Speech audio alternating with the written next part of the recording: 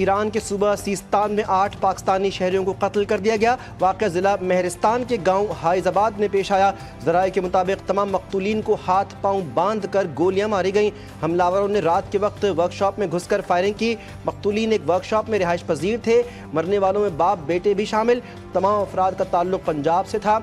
हमलावरों की ताहाल शनाख्त न हो सकी। ईरानी हुक्काम ने तफ्तीश का आगाज़ कर दिया।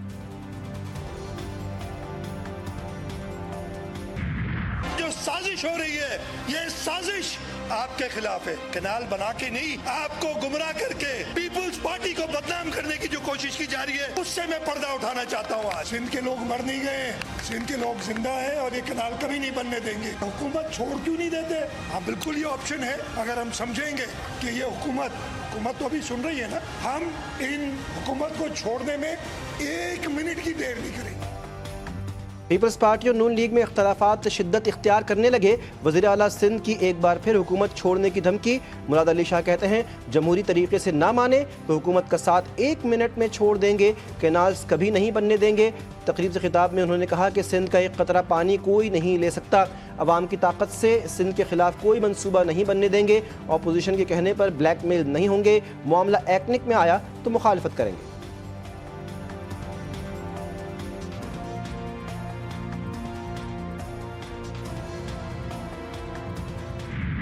बार बार गुजारिश की है कि बैठ के बात कर लें। ना ये जलसों जुलूसों से ये मामला हल होगा, ना तकरीरों से होगा।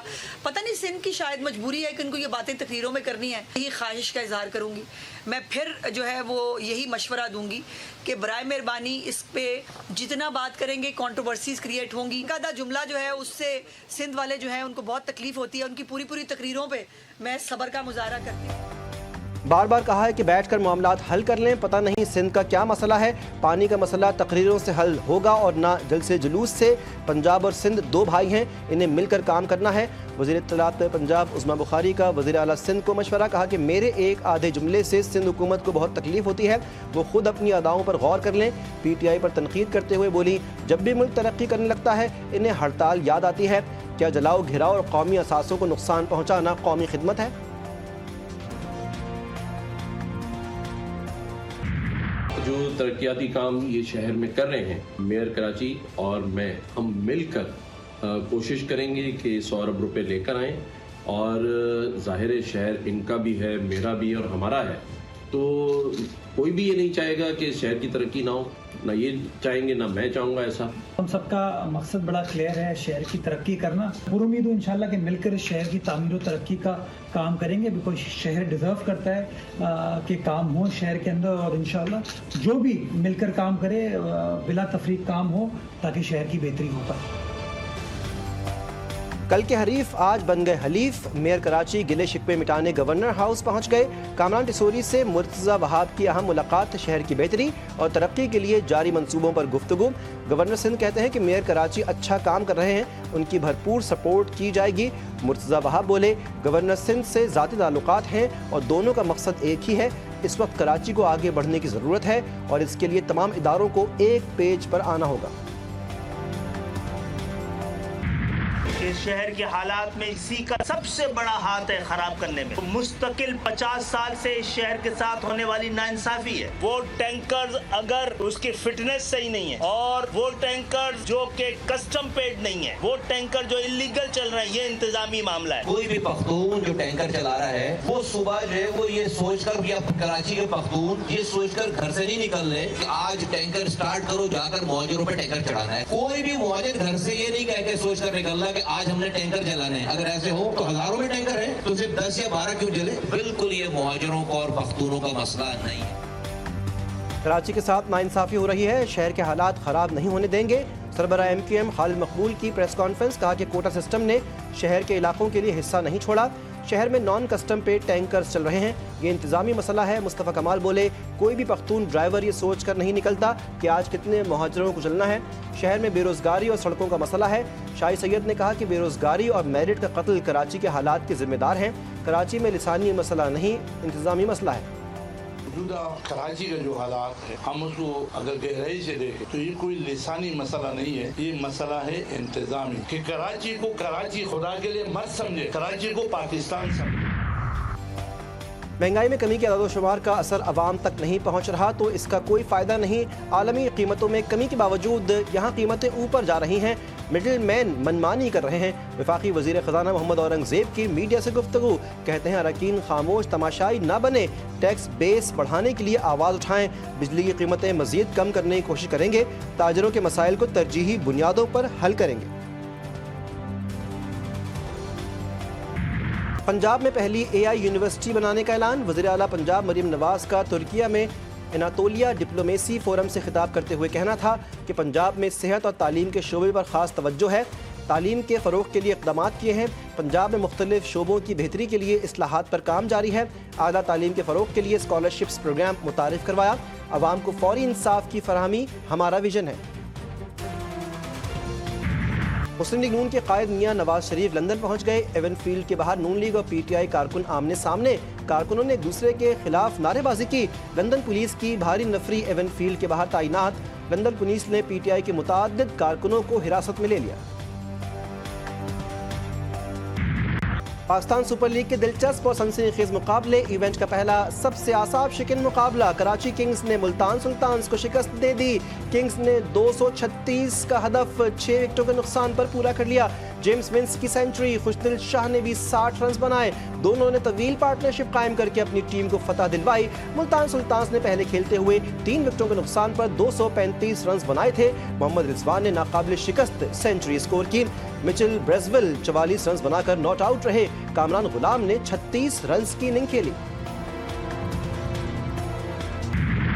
बैटर्स का लाठीचार्ज, बॉलर्स की गोलाबारी। पेशावर ज़ल्मी चारों शाने चित। कोयटा ग्लैडिएटर्स ने पेशावर ज़ल्मी को 80 रन से शिकस्त दे दी। ग्लैडिएटर्स ने पहले खेलते हुए 3 विकेटों के नुकसान पर 216 रन बनाए थे। सऊद शकील और फिन एलन की निस्फ सेंचुरियां स्कोर। दोनों ने बिलतरतीब 59 और 53 रन बनाए। हसन नवाज ने 41 रन की इनिंग खेली। किसाल मेंडिस 35 और रॉयली रोसो 21 रन बनाकर नॉट आउट रहे। हदफ के ताक़ुब में पेशावर ज़ल्मी की पूरी टीम 136 पर ढेर हो गई। साइम अयूब ने 50, हुसैन तलत ने 35 और मिचेल ओन ने 31 रन बनाए। अबरार अहमद ने 4 विकेटें ली। पाकिस्तान सुपर लीग की सबसे बड़ी नशरियात शायकीन बंधे रहे GTV न्यूज़ के साथ। कौन जीता कौन हारा, किस खिलाड़ी ने किसको पछाड़ा, तज्जिए और तबसरे। तौसीफ अहमद और कमर रजा में दिलचस्प बातों का मुकाबला। साजिद खान का हर मैच पर तज्जिया। सोशल मीडिया पर नकी मुस्तफ़ा, ज़ारा शफी और नासिर समेत दीगर एंकर्स का तबसरा। 18 मई तक सिर्फ GTV न्यूज़ पर।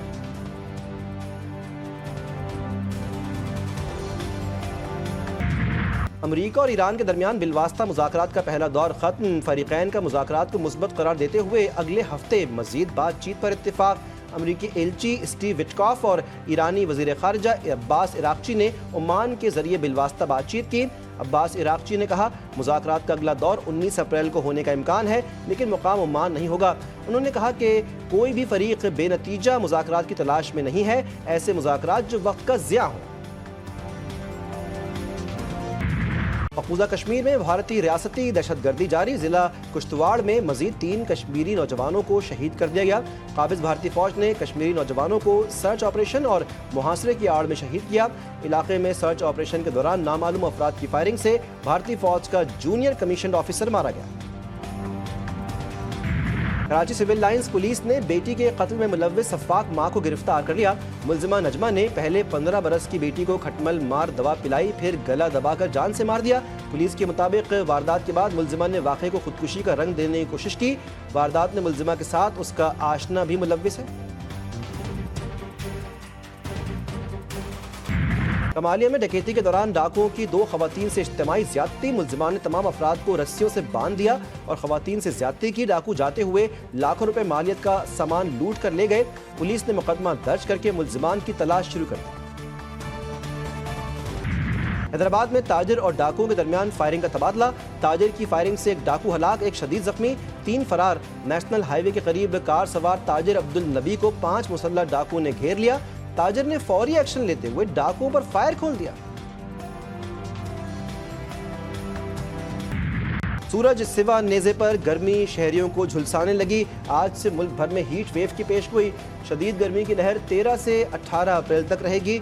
सिंध, पंजाब, बलूचिस्तान के मैदानी इलाकों में दर्ज हरारत 6 से 8 सेंटीग्रेड ज़्यादा रहने का इम्कान। बाला इलाकों में दर्जा हरारत 4 से 6 डिग्री सेंटीग्रेड ज़्यादा रहेगा। गर्मी की लहर के बाइस आंधी और झक्कड़ चलने का इम्कान। पड़ीदन, शहीद बेनज़ीराबाद और मोहिंजोदड़ो में पारा 44 डिग्री सेंटीग्रेड तक चढ़ गया। महकमा मौसमियात की शहरियों को एहतियात की हिदायत।